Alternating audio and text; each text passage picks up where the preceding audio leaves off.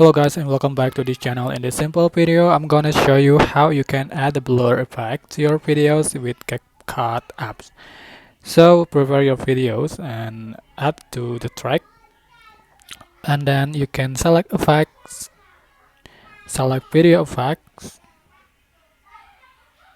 select lines. So you can find blur effect, so just click on it. And you can just click on it again to adjust for the effect. Alright, so after done, just click check mark, and you can adjust for the duration of the effect, and you can see for the result the difference of the video from before to after. So that's it.